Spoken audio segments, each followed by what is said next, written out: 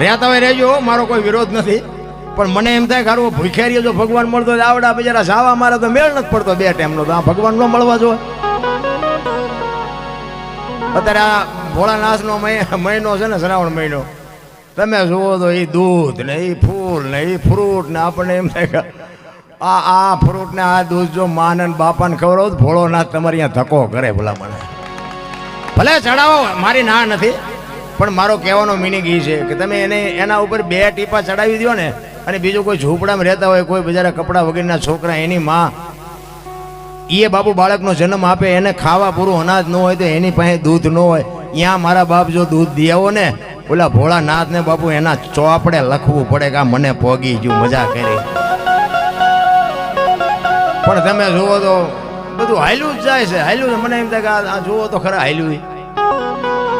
કોઈ પૂજા વિધિ ખોટી છે એવો મારો કોઈ દાવો નથી. હું તો છે ને ભોળાનાથના મંદિરમાં જાઉં ને તો પૈયા લાગુ છું, હું કોઈ દી કઈ ચડાવતો નથી, તોય ભોળાનાથ બાપુ મારી ભેળો છે. આ તમે સાંભળો છો, મેં ક્યાં પૈસા દીધા છે? હું ઉપર છું, તમે હેઠા બેન સાંભળો છો. આ ઈશ્વરની કૃપા નથી, બીજું શું છે? ઘરે આપણે જીવતા જાગતા મા બાપ છે ને બાપુ ભોળાનાથ જ છે, એને સાચવો ને બાપુ ભોળાનાથને નોંધ કરવી પડે. મા બાપને જાળવો, વ્યસનથી કંઈક થોડાક આઘાર્યો, અને ભાઈઓ કુટુંબમાં મેળ રાખો, એટલે મારો નાથ આવે આવે ને આવે. ભલામણ કાંઈ કરવાની જરૂર નથી. બીજું ભલે હરો ભરો દુનિયા જોવા જેવી છે, જોવો, બધું આનંદ કરો, મંદિરે જાઓ, તીરથ કરો, વ્રત કરો, પણ ઘરે જો આ ચૂકી ગયા ને તો સમજી લેજો ગયા. અત્યારે ભોળાનાથનો આ શિવલિંગ ઉપર આખી દુનિયા બીલીપત્ર ચડાવે, ફૂલ ચડાવે, દૂધ ચડાવે, ગંગાજળ ચડાવે. કોઈએ કીધું 135 વાળો માવો ચડાવવો છે? કોઈએ કીધું એક કોથળી ચડાવી છે? આપણે બેહાર્યો છે ને ભોળાનાથ ને, આપણે બેહાર્યો છે, છતાંય તમારો મારો અંદરથી આત્મો એમ કે છે કે આ ઈશ્વર છે. ઈશ્વર ઉપર આ વસ્તુ ન ચડાવાય. તો આ જીવતું જાગતું મારા બાપ ઈશ્વરે જે શિવલિંગ આપ્યું છે એની માથે આપણે શેનો અભિષેક કરી છે તો કઈક જોવું જોઈએ ને. અમારે તો અહીંયા બાપુ 100 વીઘા પી ગયા, અને એ વેગીને એ જમીનમાં અત્યારે પૈસા ચડાવીને નાકા વાળે. બોલો આ તમારી જ હતી?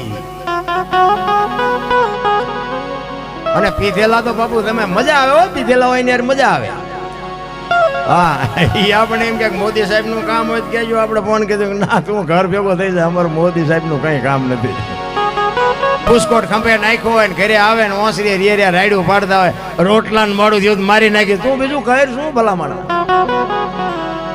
પછી છોડીને આવડે નહીં સાનકી, છોકરા રે નહીં સાના, હાથ વચ્ચે ઘર ભાંગે, પછી કપ પડે ગઢી માના. હવે જ મેં બંધ કરી દીધો, બંધ જ કરીને બેટા મારા. હવે કોઈ રોટલો દે એવું નથી, અને દીકરી દે એવું નથી. પોણી ઉંમરે પોઈ ગયો તું, તારે વહેલા સુધરી જઈ તો. અરે આ દુનિયામાં બાપુ ખાવા પીવાની વસ્તુ ક્યાં થોડી છે? 900 રૂપિયાની કિલો બદામ છે ને તમાકુના 3000 રૂપિયા છે. બોલો, પણ તમાકુ ઉપડે એટલે બદામ નથી ઉપડતી. ચોખ્ખું ઘી બજારમાં વેચવા નીકળો ન ખપે, ઓલા દારૂ બાવળિયા વેચે તોય ખપી જાય. પીપડા પાછા ઓલો 2 કિલો નથી ખપતું. ઓલા પીતા હોય ને એમ કે ગાતું થોડોક મોડો જો ન મળ્યો, એટલે 3-4 પીપડા ફેરા તને ન મળ્યું. અરે જોવો તો ખરા ખોટું હાલે. તમારો ને મારો બાપુ આ દેહ એક અમૂલ્ય દેહ મળ્યો છે. હું તો એમ કહું, એક આપણી ભેંસ હોય, ગાય હોય ને, અંધારી ઓરડીમાં બાંધી દેજો. હા, કાળી રાત હોય ને ત્યાં બાંધી દેજો, અને એમાં ગદબના રજગાની એક બસ ભરીને એમાં નાખજો, અને એમાં એક આંકડાનું પાન ભેગું નાખજો. સવારે તમે ગમાણીમાં જોવો ને, એ રજકો ખાઈ ગયો પણ આંકડાનું પાન ન ખાધું, એને ખબર છે કે શું ખવાય ને શું ન ખવાય. બોલો, માણાને ખબર નથી.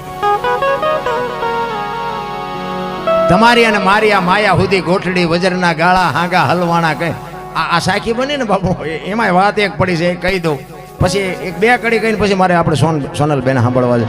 મારે બહુ ગાવું નથી, કારણ કે ગાવામાં કોઈ સમજ્યું જ નહીં અત્યાર સુધી, એટલે બોલવાનું ચાલુ કર્યું. એમ એક જગ્યાએ ભજનમાં ગયા ને, હું ગાતો હતો કે વારું મારા વીરા રે સંગ નો કરીએ નીચનો. એક ભાઈ પૈસા મીઠા નાખવા, એટલે એક મારો ભાઈ બંધ હતો ને, એ મને કે આ કોઈ દી મારે જો પૈસા નાખે નહીં, પણ કેમ પૈસા કેમ નાખે ખબર નથી પડતી. ભાઈ બંધ કરવાનું કહેતો હોય તો આપણે બંધ કરી દઈએ, આપણે કઈ ગાવાનો એવો શોખ નથી. એ કે ના તમે ગાઓ. હું તો ગાતો હતો, વળી ફરીને પૈસા નાખવા આવ્યો. પછી અમે આમ બહાર ગયા ને, રાઉન્ડ મારો પૂરો થયો, અમે બહાર ગયા ને, તો ભાઈ આવ્યો વાય એટલે મારો મિત્ર હતો ને એને કીધું કે તું દીકરા મારા કોઈ દી રૂપિયો નો નાખ ને એટલા બધા પૈસા કેમ તું નાખતો? એ કે નાખું જ તે ને બાપુ કે મારા દુશ્મનને ગાળ્યું દેતા હતા કે નાખું જ તે ને. એટલે મેં કીધું હું ક્યાં ગાળ્યું બોલ્યો? એ કે બોલ્યા હતા મેં સાંભળી છે. અરે મેં કીધું તું વહા કોક ના ભંગવી નાખીશ, હું ક્યાં ગાળ્યું બોલ્યો તો? મને કે તમે નહોતું કીધું કે વારું મારા વીરા રે સગનો કોળી નીચનો. મેં સગનો કોળી નીચનો નહીં, સંગનો કરીએ નીચનો ગાંડા.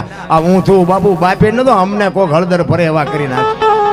પછી મેં કીધું કંઈક બોલવાનું શીખો, આ ભજનમાં બધું ઉપર થઈને જાય છે, આમાં તો બધા માથા હલાવે એટલું જ, કાંઈ ઉતરતું જ નથી. પછી આ બોલવાનું મેં ચાલુ કર્યું, થોડું થોડું બોલવી. તેમાં ભૂલ ચૂક આવે તો અમે તો હાથ જોડીને પગે લાગીને માફી માંગી, ભાઈ ભૂલી ગયો માફ કરજો. અત્યારે આ મોબાઈલ બાપુ હવારે માફી માગો, અમારા સમાજને ખોટું લાગ્યું એટલે આ ના માફી એ માગવી પડે.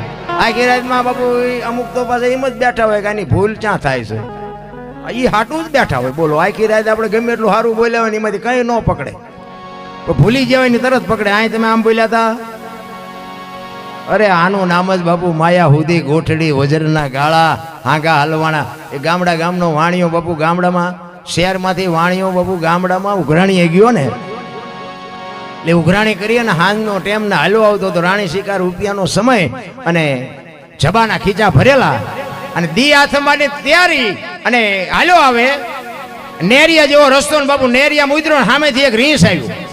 એ રીંસ આવ્યું ને તો એને એમ થયું કે મારું બધું રીંસ મને મારી નાખશે. સીતારામ.